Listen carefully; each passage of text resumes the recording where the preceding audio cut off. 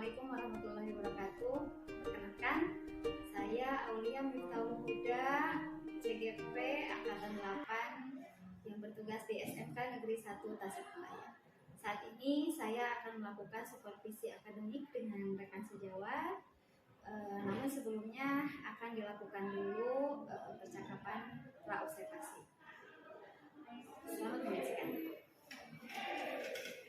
Baik Pak Isan, Assalamualaikum warahmatullahi wabarakatuh. Waalaikumsalam warahmatullahi wabarakatuh. Pak Isan, seperti yang sudah kita sepakati bahwa kita akan mengadakan atau melakukan supervisi akademik.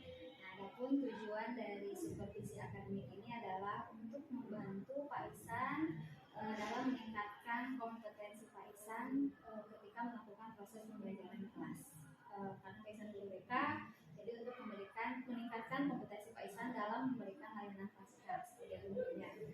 Nah, kira-kira nih Pak Isan punya harapan nggak dari kegiatan supervisi dalam percakapan kita ini?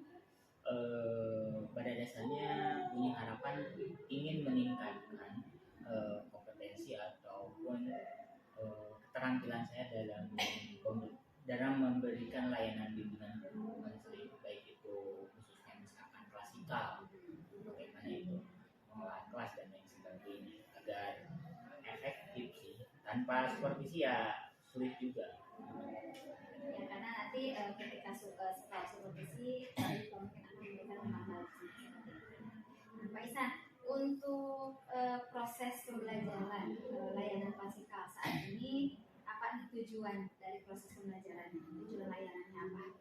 Kalau tujuan layanan yang memang sekarang yang saya akan lakukan, yaitu bagaimana siswa itu dapat memahami atau mengenali diri sendiri.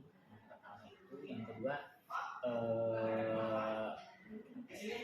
memahami kekurangan dan kelebihan pada siswa dan memiliki kemampuan dalam mengevaluasi diri, sehingga tahu ketika dia sudah paham tentang dirinya sendiri seperti apa, kekurangan dan kelebihannya, mengevaluasi agar tujuan atau harapan itu dia memiliki sejak awal. Jadi dalam proses pembelajaran kali ini di kelas Pak Isan memiliki tiga tujuan agar anak-anak memahami identitas dirinya, mengenal kelebihan dan kekurangannya seperti itu ya Pak Isan. Ketiga, untuk mengevaluasi diri supaya mereka lebih fokus ya, terhadap tujuannya. Oke. Nah, Pak Isan, untuk mencapai tujuan itu, kira-kira apa yang sudah Pak Isan persiapkan? Kalau untuk mencapai tujuan itu, yang kemampuan saya dalam prosesnya nanti ada beberapa hal yang disampaikan, utamanya tentang mendorong siswa itu agar memahami kenapa sih dia penting untuk mengenal diri sendiri. Karena dengan sadar tentang dirinya sendiri, otomatis tidak secara langsung dia paham tentang kekurangan dan kelebihannya. Ketika sudah paham tentang dirinya, lalu dia evaluasi, ditanya mungkin dengan beberapa pertanyaan yang memancing siswa biar memahami saya itu kekurangannya di sini, saya kelebihannya di sini. Setelah itu didorong, terus apa yang harus dilakukan selama dalam proses pembelajaran sama di sekolah ataupun untuk masa depan. Nah, kalau untuk mencapai tujuan seperti itu, terus strategi pembelajaran apa yang akan digunakan? Medianya apa? Metodenya seperti apa? Nanti yang akan dilakukan. Untuk yang pertama ini sebenarnya metode yang utama itu ceramah, tapi ada diskusinya juga. Tapi di awal-awal saya menumbuhkan minat dengan speaking, pencairan, sehingga nyaman gitu.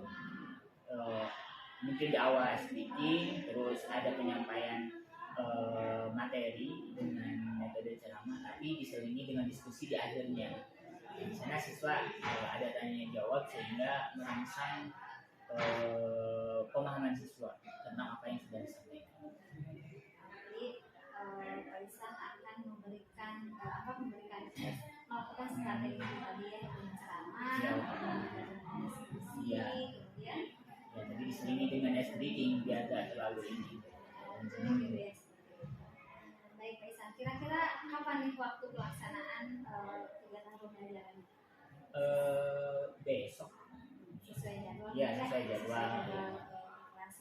Baik Pak Ihsan, mungkin nanti pada saat supervisi saya akan mengobservasi apa yang Pak Ihsan lakukan di kelas. Kemudian nanti setelah proses pembelajarannya kita juga akan bincang-bincang lagi. Tapi mungkin nanti akan ditemani oleh pengajar praktik untuk saya berikan pengetahuan seperti ini supaya kegiatan supervisi ini bisa memberikan semacam masukan kembali untuk memberikan pengembangan Pak Ihsan ke depan. Seperti itu mungkin Pak Ihsan untuk percakapan kita kali ini mungkin kita cukupkan sekian saja. Nanti sampai ketemu kita di kelas pada saat kegiatan observasi. Terima kasih Pak Ihsan atas waktunya.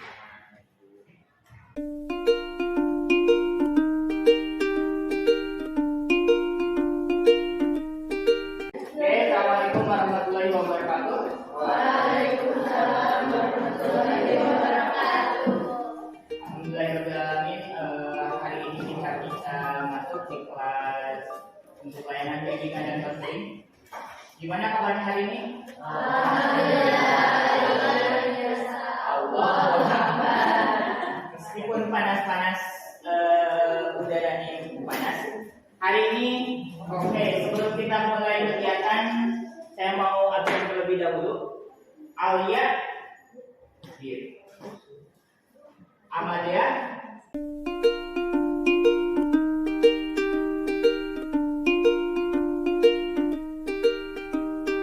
sebelum kita mengawali hari ini, ada SDG terlebih dahulu. Masih tahu tentang tepuk 1, 2, 3? Coba tepuk 1. Tepuk 1. Tepuk 1. Kamu tepuk pundak temannya. Oh ya. Tepuk 1. Tepuk 2. Tepuk 3. Nanti kamu tepuk dia tepuk kamu lah gitu. Tepuk 1. Tepuk 2. Tepuk 3. Tepuk 2, 2, 1.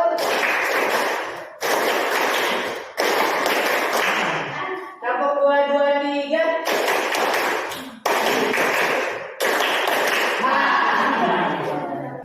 Oke. Bismillahirrahmanirrahim. Kita sekarang akan membahas tentang UMI. Apa sih ini UMI?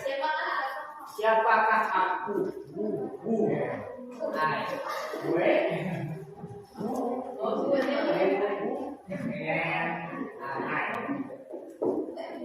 Siapakah aku? Ada yang tahu gak aku siapa? Manusia.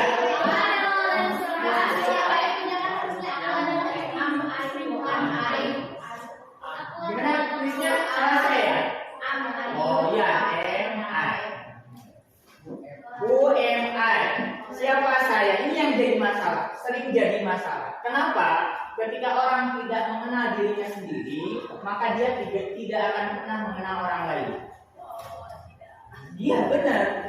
Misalkan di sini ada yang punya pacar.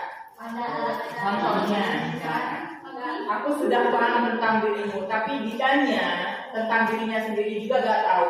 Mau mengenal orang lain bagaimana ketika dirinya sendiri juga tidak tahu. Apa yang harus diketahui tentang diri sendiri? Contoh, kasih teman-teman tahu nama kamu siapa, misalkan udah tahu nama. Ya. Yang kedua, misalkan orang tua kamu siapa?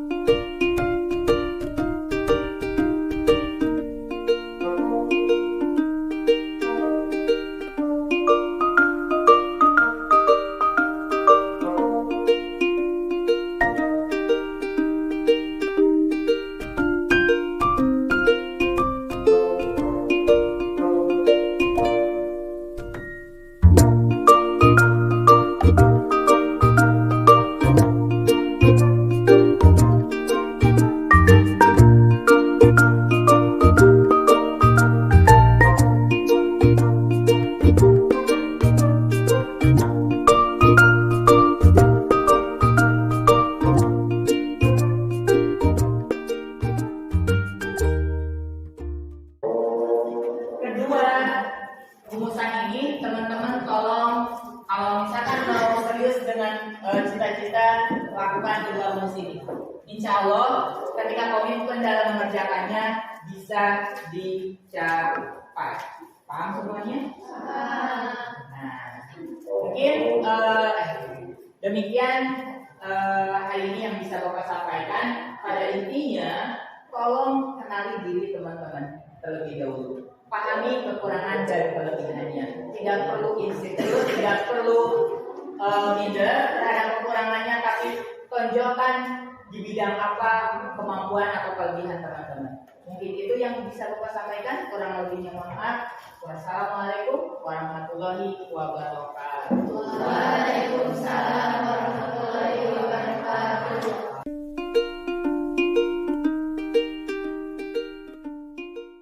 Ya, bismillahirrahmanirrahim. Assalamualaikum Pak Isan. Pak Isan, apa kabarnya nih?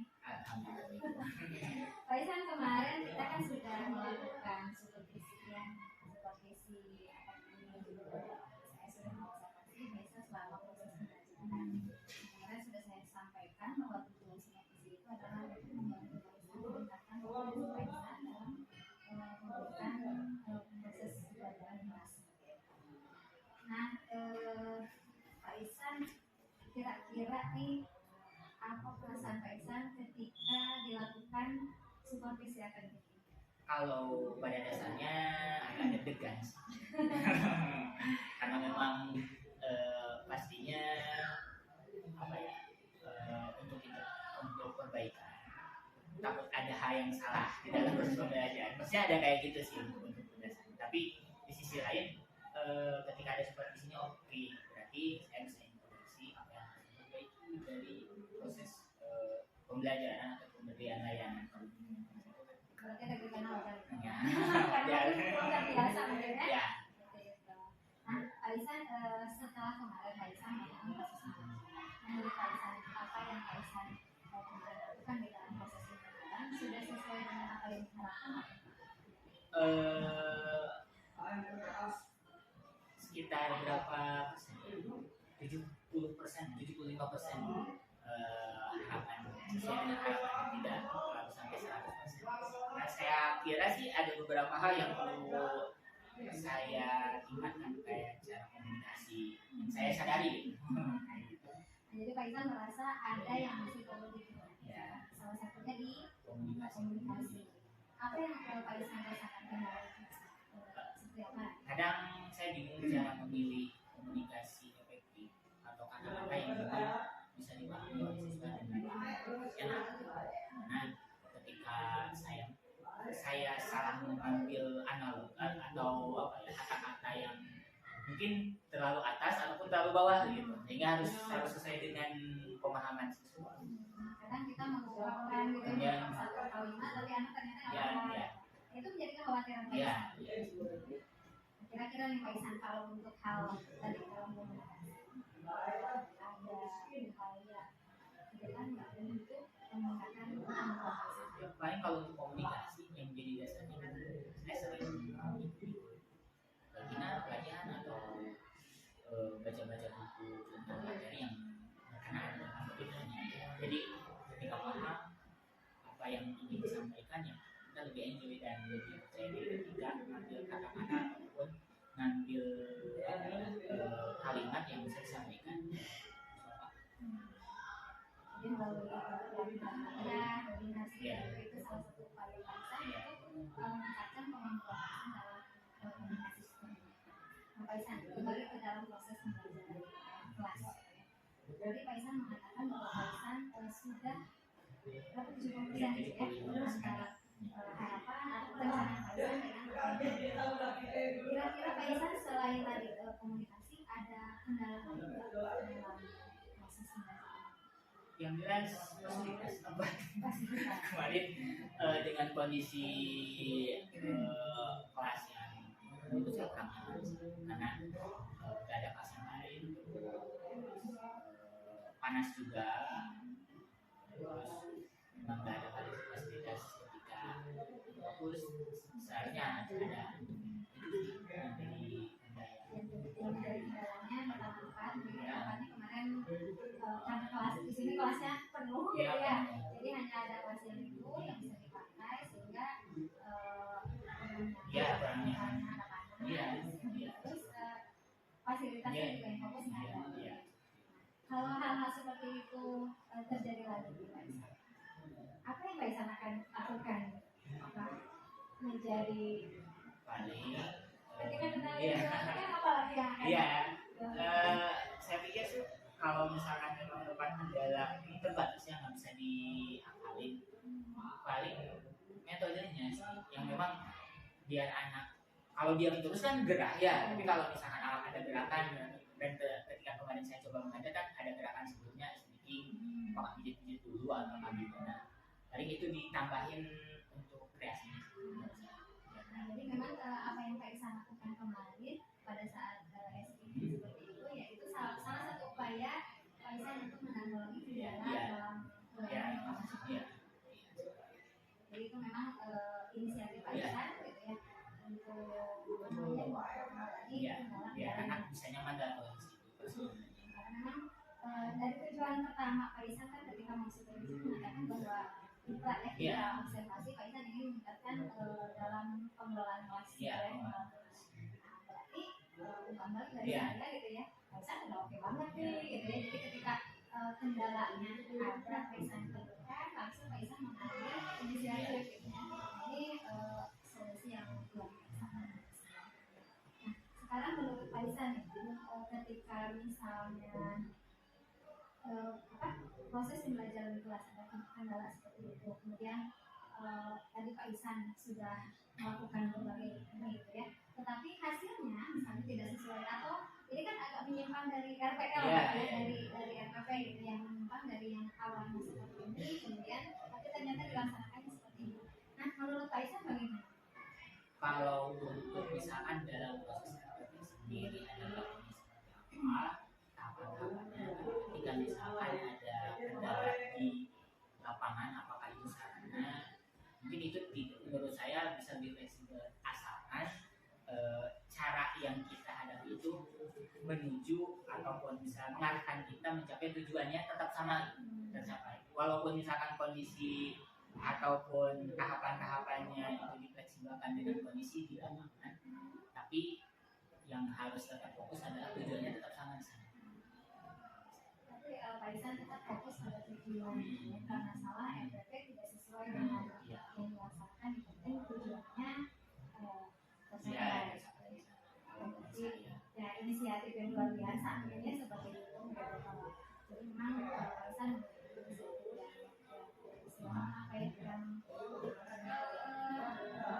apa ya kreatif gitu ya, artinya ketika ada kendala ini langsung dicari solusinya. Nah Pak Isan, untuk kedepannya kira-kira hal apa lagi yang Pak Isan belajar? Kalau pertama ya biasa ya, komunikasi, mengulas, terus apa ya? Yang mungkin yang masih dulu gitu, hal-hal itu kan tadi sudah ada upaya gitu ya. Pak Isan merasa ada kendala dalam komunikasi tapi sudah ada solusi gitu ya. Kemudian Pak Isan juga tadi mengatakan ini ada kendala di kelas tapi Pak Isan sudah melakukan. Nah, ada hal lain nggak? Paling itu kalau bayanan BK tuh ngomongnya dia biar karena kalau hanya ceramah atau pakai PPT itu enggak apa ya, cukup ya memang bisa tapi jenuh juga kalau lama-lama seperti itu. Paling harus ada media apa gitu. Kalau yang nantinya kan bisa menggunakan keinginan saya game ataupun ada media untuk mengenalkan teman pribadi tapi menggunakan alat tapi medianya gitu nggak pakai PPT. Sebenarnya ada pemikiran ke sana tapi ya dicoba aja dulu. Apa nih rencananya kira-kira untuk Ya, mewujudkan keinginan itu? Kayak misalkan contoh kalau saya lihat ya kalau yang sudah ada kayak misalkan kartu bullying untuk mengenal bullying biar nggak terlalu ini. Ataupun misalkan yang saya harapkan tuh tentang pemahaman diri tentang apa mengenalkan anak tentang macam-macam kepribadian atau karakteristik kepribadian tapi memakai apakah itu memakai poster ataukah memakai bentuk misalkan permainan seperti apa, ada kepikiran ke sana tapi mudah-mudahan bisa terrealisasi. Ada kepikiran Udah kepikiran Nah, belum ya. dilaksanakan? Iya belum. Akhir-akhir untuk melaksanakan ada target Ya kalau misalkan untuk target, kalau bisa sih tahun depan, karena memang saya ini yang jadi masalah itu kelas 10 ya.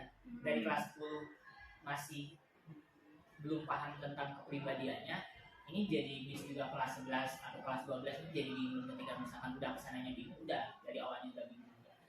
Saya pengen secepatnya, atau kalau misalkan saya mampu semester depan sih. Yang jadi kendala apa Pak? Pertama di dalam dirinya sendiri, di dalam diri saya sendiri itu yang jelas kurang kreatif.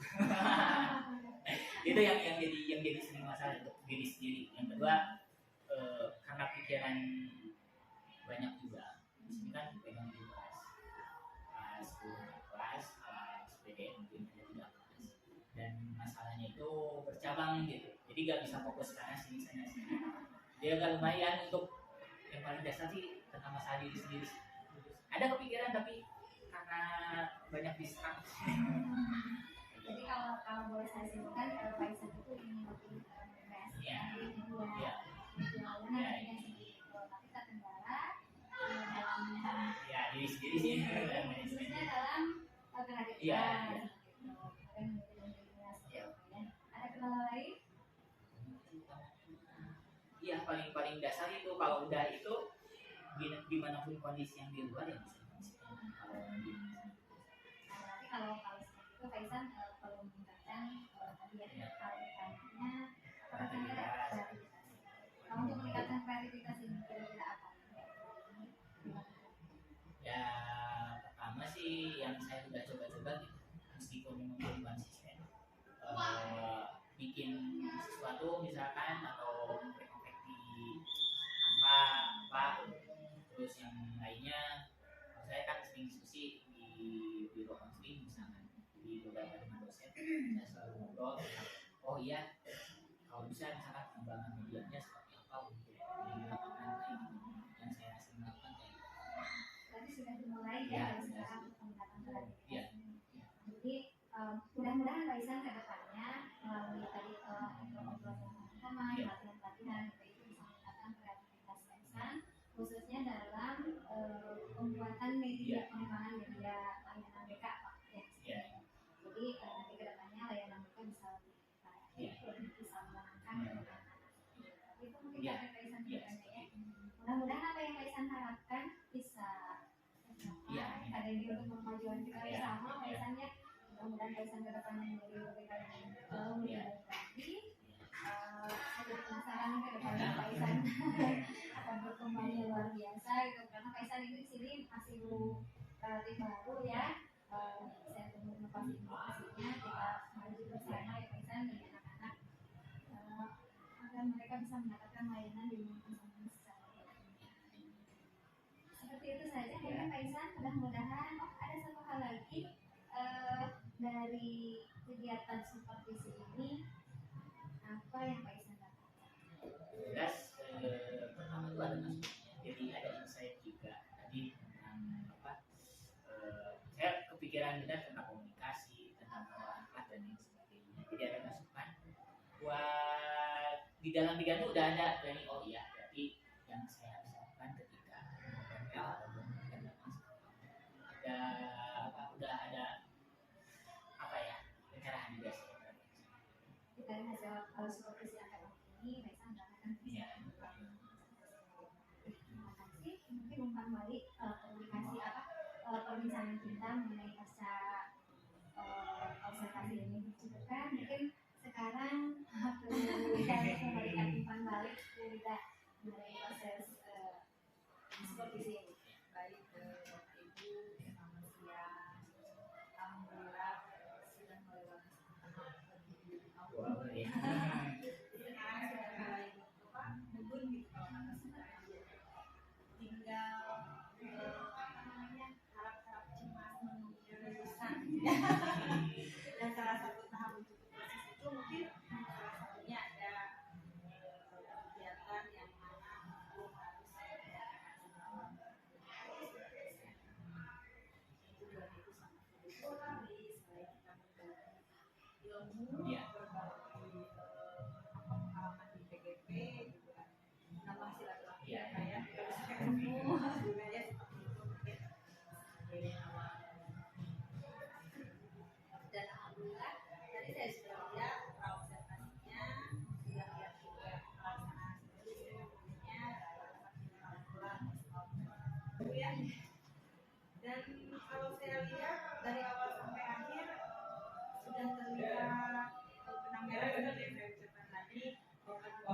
ada apa hikmah di balik apa aja yang mendadak ya.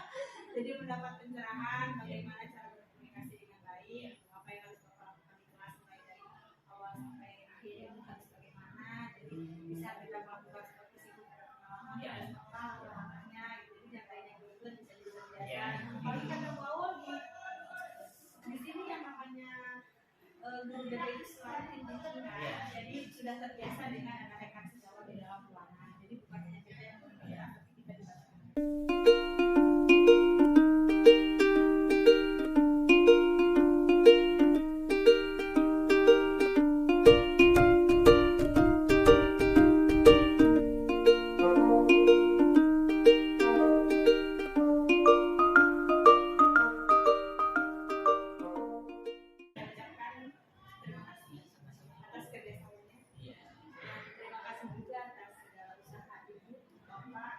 Merealisasikan kegiatan ini, saya sebagai kemudian merasa sangat bangga karena tidak mempersulit